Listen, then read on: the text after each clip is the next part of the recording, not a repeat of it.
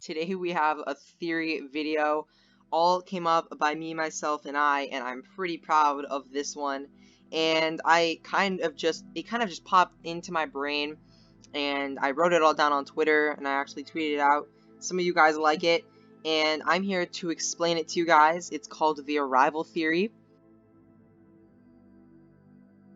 And it kind of explains a little bit of the storyline and helps us better understand what all these strange people are doing here and all of the weird events that have happened in the FORTNITE storyline. I'm actually going to hop right into it because this may be a long video. I am not sure how long it'll take me to read this for you guys and explain it, so I'm going to hop straight into it.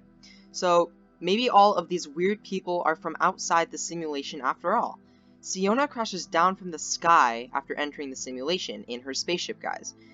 The meteor transported the 7 onto the island from the real world too. Obviously not all 7 of them in the same meteor from different, dimensions. There are 7 different dimensions in this simulation that makes up FORTNITE, and each one of the 7 came on one of their own meteors in one of the own 7 dimensions. And the Marauders are also entering the simulation from rifts in the sky. Each character's entry into the simulation could be different and unique for each skin. Siona is an astronaut, so a spaceship crash seems to make sense. The 7 mysterious people in futuristic armor coming down from a meteor in the sky. Marauders are scavengers from a different dimension, so they come from a rift. Now, obviously this dimension being the real world, of course, because this is still a different dimension in a sense. These people are thrown into the simulation to learn combat and survival skills to help fight off the end of the world and save the world universe. So, as you all know, FORTNITE originally launched with Save the World as the main campaign game. It's supposed to be a horror game. That's what this game was planned. You're supposed to survive 2 weeks fighting off zombies and helping save the world because the population was diminished because of this storm and the zombies taking over. And basically what has happened is we actually got Battle Royale after that, and it kind of became the main part of the game. So of course FORTNITE needed to find a way to implement their own Save the World into the Battle Royale version, which was now taking off. They knew they wanted a storyline, so they decided that they would use a simulation inside of Save the World as the Battle Royale universe. So our entire Battle Royale universe takes place inside of a simulation that is run by people in Save the World. So I'm going to hop into the rest of the theory now that you guys know this. These people are thrown into the simulation to learn combat and survival skills. They are immediately sent to the island in a unique way for their first match, such as the spaceship, the meteor, the rifts in the sky, all of these different ways that they're sent to the island. Then, of course, the loop begins and they're endlessly trapped in the simulation, having to infinitely play the same matches of FORTNITE, only having left the simulation during the end event when Midas, another character thrown into the simulation, remembers that they are stuck in the game. Now, you may say, remembers, that doesn't make any sense. Of course they know they're in the simulation. Well, actually, they don't know that they're in the simulation. This whole thing reminds me a lot of The Hollow, a Netflix show that shows us the story of people thrown into a simulation made to forget that they're in one and forced to survive and try and piece together the story of what happened and why they're there. What is this place? What now? Why us 3? We obviously... In the last episode of The Hollow, they fought this final boss, and it actually ended up sending them back into reality where they took off these VR headsets and they were on some sort of game show. Now, obviously, this was, it's fictional. It wasn't actually like they forgot everything, but it was supposed to be, like that. And this seems like FORTNITE could be highly based off of The Hollow. This entire Battle Royale experience is inside of a simulation, and maybe at the end of Chapter 2, we're going to fight some big boss, and we'll end up winning the game and being sent back into the real world. Maybe this boss will be a test of our bravery and our combat skills and our survival skills, and anyone who's made it that far in the simulation and is brought back to the real world is worthy of being a warrior in the Save the World universe to help protect home base. So it's like a massive test to see if you are able to be recruited to save the world, basically. I believe when people enter the simulation, they forget how they arrived there and are stuck in the loop forever. Hence the visitor tape where he asks himself if he will remember what happened. When I hear this again, will it help me remember? Midas somehow remembered that he was in a simulation and designed the device to break all of us out. Obviously, this plan worked, sending us to the main building where this simulation runs. The way Agent Jonesy was talking so frantically, it made me think that the workers at the building knew about the loop and were actively trying to figure out a way to stop it. Somehow, Agent Jonesy contacted people from within the loop, such as the Seven, and the Seven coming down from the meteors are 7 agents that work at the building Agent Jonesy works at, that run the simulation. There are 7 agents that were sent into the game to try and break the loop and free the people that were stuck inside of it. After Agent Jonesy was discussing this with the 7, as you guys heard the call going on inside of the Device Live event, you can notice that he seems to be frantically talking about this whole situation, as something is wrong, and this is because Agent Jonesy does know about the loop and about everybody being stuck inside of the simulation, because obviously Agent Jonesy and fellow co-workers are the creators of this simulation. So they obviously knew about it, and they're trying to find a way to stop it, and they sent the seven workers from the building that they work at that runs the simulation into the game to try and figure out what happened. Then, when Agent Jonesy walks into his office, he's surprised to see that we escaped. Not for long, though. Can you hear me? It reminds me of the visitor tape that talked about us being muted. The visitor wondered if he'd be muted just like us, too.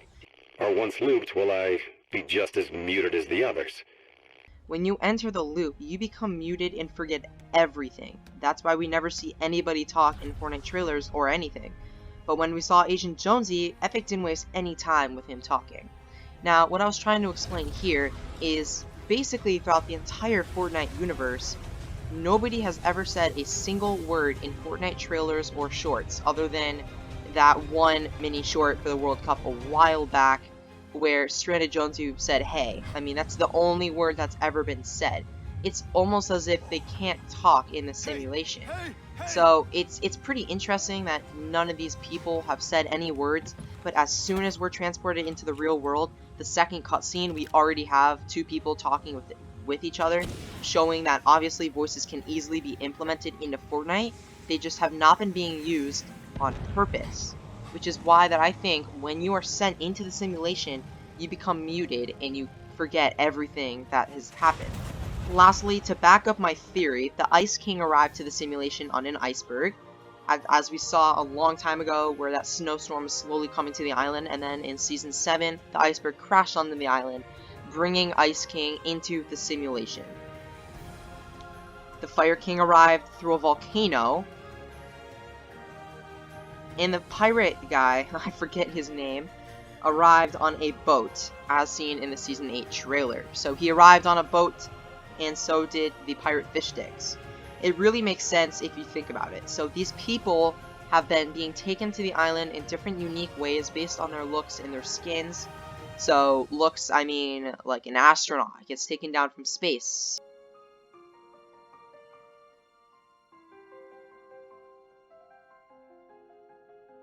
What if the cube actually had someone inside of it? The weird purple glow that was always in the middle of it. There was always this strange glow that was in the middle of the cube.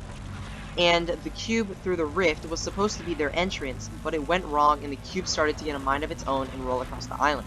Then, landing directly above the Nexus, everything went wrong from there. So, what I think happened with the cube is someone was inside of the cube, and when the rift shot down that beam of light and spawn the cube on the Battle Royale map, that was either an attempt from the people from outside the simulation to get someone inside in order to have an insider to try and break the simulation, or that was just another person's entrance into the simulation. I am leaning towards the side that this was a worker that was trying to get into the simulation from the outside to try and break the loop, and this was their attempt to get somebody inside, but obviously it messed up and did not go quite right, and the cube started rolling across the map, and then eventually landed right above the Nexus, basically launching the entire Fortnite storyline into play. Over time, this story inside of the simulation has grown, and it's become much too dangerous for the people inside of the simulation, eventually spawning a black hole because of the 7 workers trying to figure out a way to stop this simulation and this endless loop of Battle Royale itself. So, as you guys can hear, it's pretty crazy. It's really insane, and I think this could be a possibility. And I really do strongly believe the simulation theory, just as I said in the community's theory video, when the end event had a light flicker off, like the simulation was shutting down.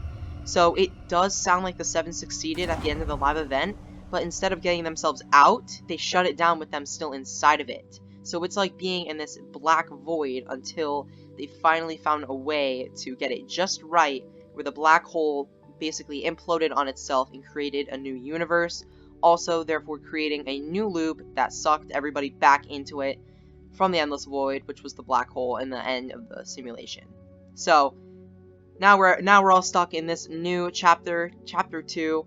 Chapter 2 has its own loop, and I really do believe we'll be getting our beloved 0 point back in some way, shape, or form.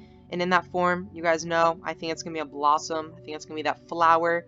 And very excited to see how that goes. Thank you all for watching. That's my arrival theory. People arrived to the island, to the simulation, in different ways. And the cube was an attempt to get someone inside the simulation, and it went wrong and ended up launching the simulation into some very dangerous glitch kind of thing. So smash that like button, smash that subscribe button. I know it's a long video, but I hope it gave you a lot of information and helped clear up some stuff. Until next time, keep it reaping.